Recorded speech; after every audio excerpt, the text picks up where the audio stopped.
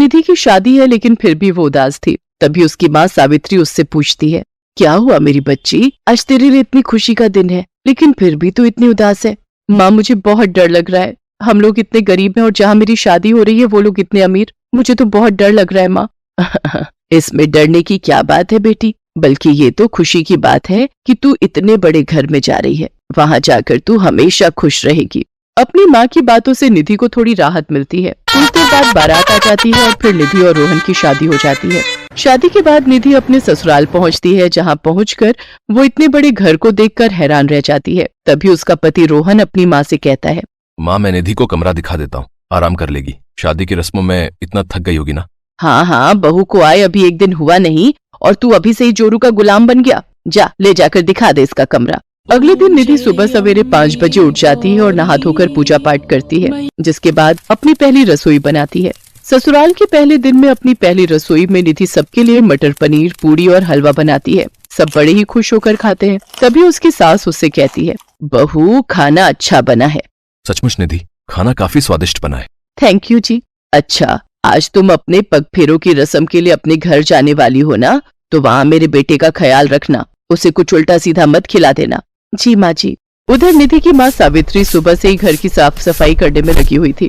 आखिरकार आज उसके घर का दामाद जो आने वाला था। अजी सुनिए, जल्दी कीजिए ना, मैं घर की सफाई कर लेती हूँ, आप तब तक बाजार से सामान ले आइए। अभी तो घर की साफ सफाई करनी है, खाना बनाना है, बेटी और दामाद आते ही होंगे। हाँ हाँ, तो इतना परेशान क्यों हो रही हो? अरे, अपनी ही बेटी के पग फेरे की रस्म के लिए तो घर आ रही है, इसमें इतना बौखलाना किस बात का?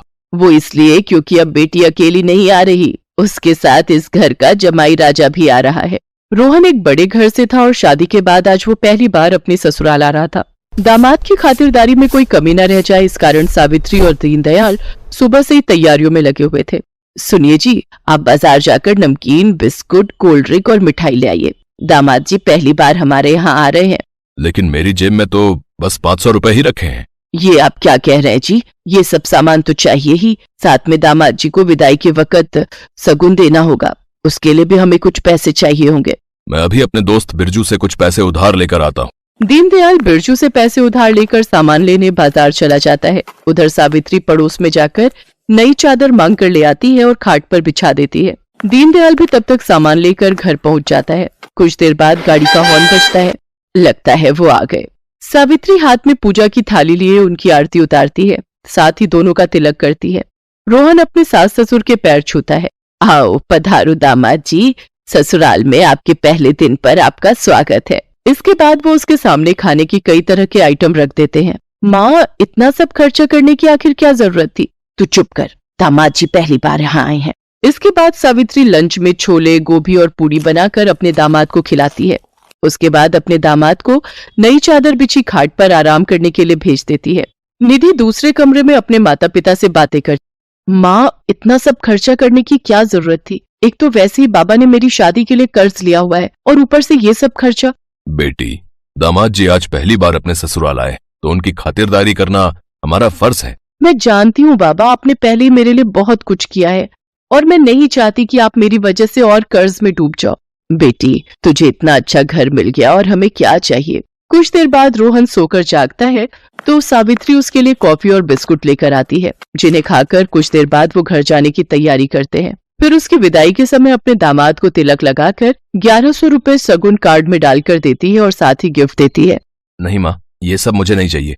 ऊपर वाले की दुआ से मेरे पास सब कुछ है। आपने मुझे अपने दिल का टुकड़ा अपनी बेटी दी है, वही मेरे लिए बहुत है। और बाबूजी, मैंने आप लोगों की सारी बातें सुन ली थी। ये मेरी तरफ से चेक है, आप इन पैसों से अपना सारा कर्जा चुका दो।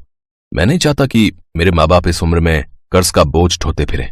नहीं बेटा, ये हम कैसे ले सकते हैं? बाबूजी, एक पल में बेटा कह रहे हो और दूसरे ही पल में पराया भी कर रहे हो।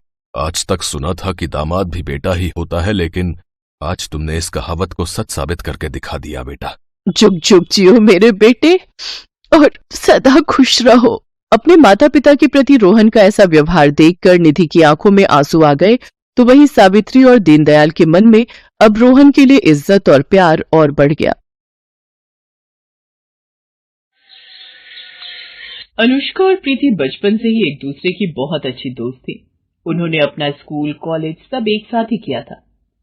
दोनों हमेशा साथ रहती, लेकिन दोनों का स्वभाव एक दूसरे से बहुत अलग था। एक तरफ जहां अनुष्का को पैसे के सिवा कुछ नहीं दिखता था और ना ही पैसे के आगे वो किसी भी इंसान का मोल रखती, तो वहीं दूसरी तरफ प्रीति को पैसों से कोई खास लगाव नहीं था। उसके लिए पैसों से ज्यादा इंसान का मोल था। कई बार इन्हीं बातों को लेकर दोनों में बहस भी हो जाया करती थी। ऐसे ही समय बीतता है और समय के साथ ही दोनों की शादी भी हो जाती है, जिसके कारण वो दोनों अलग हो जाती हैं। तभी एक रोज अनुष्का अपने पति संजय से कहती है, संजय जी, आप फिर से घर जल्दी आ गए। अरे कभी तो ओवर टाइम कर लिया करो ताकि थोड़ी एक्स्ट्रा इनकम हो जाए। यार कैसी वाइफ हो तुम? यहाँ सबकी वाइफ ये सोचती है कि मेरा पति जल्दी घर आ जाए, थोड़ा टाइम दे, और एक तुम हो कि तुम्हें पैसे को छोड़कर कुछ दिखाई नहीं देता। संजय जी, बिना पैसे के कुछ भी नहीं है और ना ही कोई खुशी। अच्छा, तुम्हें पैसा इतना प्यारा है? एक बात बताओ, अगर तुम्हें मुझमें और पैसों में से किसी एक को चुनना हो तो तुम किसको चुनोगी? ये भी कोई पूछने वाली बात है? ऑफ कोर्स मैं पैसा चुनूंगी। अरे मुझे पैसे से बहुत ज्यादा प्यार है। अगर आपको मुझसे प्यार है ना, तो पैसा कमाइए। ठीक है, मैं तुम्हारे लिए बहुत पैसा कमाने की कोशिश करूंगा ताकि तुम्हें हर खुशी दे सकूं। बस थोड़ा टाइम दो। अनुष्का की लाइफ उस कहावत से ही मैच करती है कि जिसके पास जो चीज होती है, उस इंसान को उस चीज की कदर नहीं होती। जहां अनुष्का को पैसे के आगे अपने पति के प्यार और उसकी केयर तक दिखाई नहीं देती थी और वो उसकी कोई कदर नहीं करती थी, वहीं दूसरी तरफ उसकी दोस्त प्रीति, जिसको इन सब चीजों की कदर थी, उसकी लाइफ में ये चीजें दूर दूर तक नहीं थी। जैसे दोनों के स्वभाव में अंतर था, वैसे ही दोनों के जीवन में और जीवन साथी में भी बहुत अंतर था। इस बात को लेकर कई बार प्रीति अपने पति अविनाश से लड़ भी लेती थी। ऐसे ही दिन बीतते हैं। तभी एक रोज अविनाश देर रात ड्रिंक करके घर आता है, जिसे देखकर प्रीति कहती है, आप कहाँ थे इतनी रात तक? कम से कम एक कॉल तो कर सकते थे ना। क्या यार, तुम क्या मिडिल क्लास वाली बातें कर रही हो? मैं एक बिजनेसमैन हूं, मेरे टाइम का कुछ पता नहीं, और तुम्हें कमी किस बात की है? तुम आराम से रहो यहाँ पे। यही तो प्रॉब्लम है जो आप आज तक समझ नहीं पाए कि मुझे कमी किस चीज की है। अरे नहीं चाहिए मुझे इतना पैसा जो मैं आपको ही खो दूं। मैं तुम्हारे साथ ही तो हूँ और मैं तुम्हारे लिए ही तो ये सब कर रहा हूँ। मुझे ये सब नहीं चाहिए। मुझे सिर्फ आपका थोड़ा सा वक्त चाहिए जिस पर सिर्फ मेरा हक हो, इससे ज्यादा कुछ भी नहीं। तुम बहुत अजीब वाइफ हो यार। एक तो सभी वाइफ चाहती है उनका पति बहुत पैसे कमाए, एक तुम हो जो तुम चाहती हो कि मैं तुम्हारे साथ रहूं। मैं तो रहा हूं तुम्हारे साथ। तुम्हें कुछ नहीं चाहिए क्या मैडम? बिना पैसे के इस दुनिया में कुछ नहीं मिलता। जरूरत से ज्यादा पैसा भी इंसान के लिए अच्छा नहीं होता। ऐसे पैसे का क्या फायदा जो एक इंसान को दूसरे इंसान से अलग कर दे। यार मैं तुम्हारे ये प्रवचन सुनने के मूड में बिल्कुल भी नहीं हूँ। मैं जा रहा हूँ सोने के लिए, ठीक है? इतना कहकर अविनाश अपने रूम में चला जाता है और प्रीति सोफे पर ही रोते रोते सो जाती है। अगले दिन सुबह के समय प्रीति के उठने से पहले अविनाश फिर से ऑफिस के लिए निकल जाता है। थोड़ी देर बाद जब प्रीति की आंख खुलती है तो उसे पूरे घर में कोई दिखाई नहीं देता और वो गुस्से में अपनी गाड़ी लेकर बाहर निकल जाती है, जहां उसकी गाड़ी से एक औरत का एक्सीडेंट हो जाता है, जो कोई और नहीं बल्कि उसके बचपन की ही दोस्त अनुष्का थी, जिसे इतने सालों बाद देखकर प्रीति अपनी गाड़ी से उतरकर उसे गले लगाकर कहती है, यार मैं तुझे बता नहीं सकती कि तुझे अपने सामने देखकर मुझे कितनी खुशी हो रही है। खुश तो मैं भी बहुत हूँ यार, लेकिन तेरे तो तेवर ही बदल गए। इतनी बढ़िया गाड़ी, इतने महंगे कपड़े, गहने, लॉटरी लग गई है क्या तेरी? लेकिन तू नहीं बदली, अभी भी सबसे पहले पैसा। तूने एक बार भी ये नहीं पूछा कि मैं कैसी हूँ। ऐसी बात नहीं है, चल ना घर चलते हैं। आज मेरे पति भी घर पर ही हैं, उनसे मिलना भी हो जाएगा। ओके। इतना कहकर अनुष्का प्रीति को अपने घर ले जाती है और अपने पति संजय से मिलवाती है। सभी एक साथ बैठकर आपस में काफी बातें करते हैं। कुछ देर बाद अनुष्का चाय लेने किचन में जाती है। तभी संजय प्रीति से कहता है, प्रीति जी, आप तो अनुष्का की सबसे अच्छी दोस्त हैं। आप ही बताइए, मैं उसे आज ऐसा क्या गिफ्ट दूं जो उसे बहुत पसंद आए और वो खुश हो जाए। आज उसका बर्थडे है इसलिए। मैं आपको क्या बताऊं संजय जी, आप उसके पति हैं। आप उसे जो भी प्यार से देंगे उसे सब अच्छा लगेगा। अब गिफ्ट और पैसे से ज्यादा तो आप उसके लिए प्यारे होंगे ना। अब मैं आपको क्या बताऊं प्रीति जी कि अनुष्का के लिए पैसे से ज्यादा कुछ भी इम्पोर्टेंट नहीं है। मैं भी नहीं। अब मैं आपको क्या बताऊं संजय जी कि अनुष्का को पैसों से ज्यादा प्यारा कुछ भी नहीं, शायद आप भी नहीं। प्रीति और संजय एक दूसरे के सामने बैठकर अपने मन में ही बड़बड़ा रहे थे। कुछ देर बाद अनुष्का जैसे ही चाय लेकर आती है, तभी संजय अनुष्का का हाथ पकड़कर उसे प्यार से बर्थडे विश करते हुए एक फूल देता है और अपनी शादी की फोटो को फ्रेम करवाकर गिफ्ट करता है। आप नहीं सुधर सकते, और मैं इन फूलों और फोटो फ्रेम का क्या करूं?